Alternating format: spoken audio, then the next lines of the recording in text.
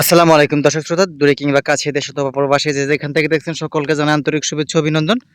দেখতে পাচ্ছেন একটা ঘাসের জমিতে এসেছি। এটা হচ্ছে ইন্দোনেশিয়ান স্মার্ট নেপিয়ার ঘাস। দর্শক, আমি বেশি করে যত্ন নেই না, সার ওষুধ কীটনাশক দেই না, কারণ এই ঘাসগুলো খুব দ্রুত বড় হয়ে যায়।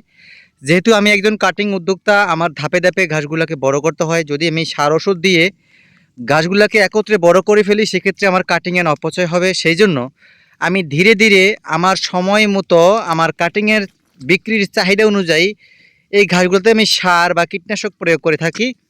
আপনারা জানেন, যারা গরুকে খাওয়াবেন এই ঘাসটা, তারা কিন্তু খুব দ্রুত সার এখানে কিন্তু ইউরিয়া সারটা এখন দরকার। ইউরিয়া সার দিলে কিন্তু ঘাসটা সাই সাই করে বেড়ে যাবে এবং সতেজ সবুজ হয়ে যাবে। কিন্তু আমি দিচ্ছি না, আমি আরও 15 থেকে 16 দিন পরে কিন্তু এটাকে, বা 20 দিন পরে আমরা সার প্রয়োগ করব। কারণ আমি যেহেতু কাটিং উদ্যোক্তা, আমি সবসময় ভালো মানের কাটিং প্রস্তুত করে থাকি। আমার যাতে কাটিংয়ের অপচয় না হয়, সেই জন্য আস্তে আস্তে আমি এটা প্রক্রিয়াকরণ করে থাকি। আর যারা খামারি ভাই বোনরা, তারা কাটিং তো তারা বিক্রি করবে না, তাদের উদ্দেশ্য হচ্ছে কাঁচা ঘাসের জোগাড় নিশ্চিত করা।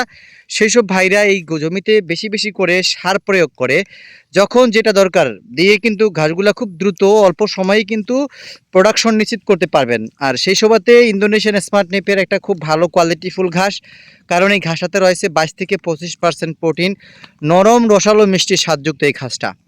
আপনি যদি বিশেষ করে ছাগল, ভেড়া, ঘাড়ল যারা পালন করবেন এবং ছায়াযুক্ত জায়গায় রোপণ করবেন, যেমন বাগানে হোক, সুবরি গাছের বাগানে, আপনার যে কোনো কাঠ গাছের বাগানে, নতুন বাগানে আপনি ঘাসটা চাষ করে দীর্ঘদিন, প্রায় 6, 7, 8 বছর আপনি সার্ভিসটা নিতে পারবেন এই ঘাসটা।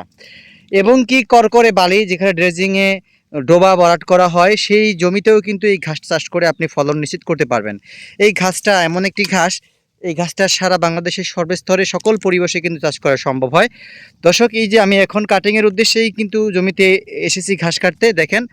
আর বিশাল এরিয়া জুড়ে কিন্তু আমার ঘাসগুলো। আর আপনাদের বলছি আমি কেন ঘাসের সার কম প্রয়োগ করি আর কেনই বা এর প্রচুর প্রোডাকশন। দর্শক, যদি আপনি ঠিকমতো পরিচর্যা করতে পারেন, দেখবেন যে এই ঘাসটা কেটে খাওয়াতে দেরি আছে, পিছনে ফিরে তাকায় দেখবেন যে আবার পুনরায় কত সুন্দর ঘাসগুলো হয়ে গিয়েছে। এই যে শুকনো পাতার ভিতরে কিন্তু রয়েছে পরিপক্ক কাটিং, যেই কাটিংটা রোপণ করেই কিন্তু আপনি দীর্ঘদিনের ঘাস চাষ নিশ্চিত করতে পারবেন। দেখেন, আমি একটা ঘাসের একটু শুকনো পাতাগুলো ছাড়িয়ে দেখাচ্ছি। দেখেন, এই যে হচ্ছে কাটিং, দেখছেন দর্শক, একেবারেই শুকনো পাতার ভিতরেই কিন্তু শিকড়যুক্ত প্রত্যেকটা জায়গায় অঙ্কুর রয়েছে। এই ঘাসগুলো রোপণ করলে কিন্তু আপনি প্রায় দীর্ঘদিনের জন্য ঘাস চাষ নিষেধ করতে পারেন। যদি কাটিং প্রয়োজন হয়, স্ক্রিনে দেন, আবার যোগাযোগ করেন। সকলকে ধন্যবাদ।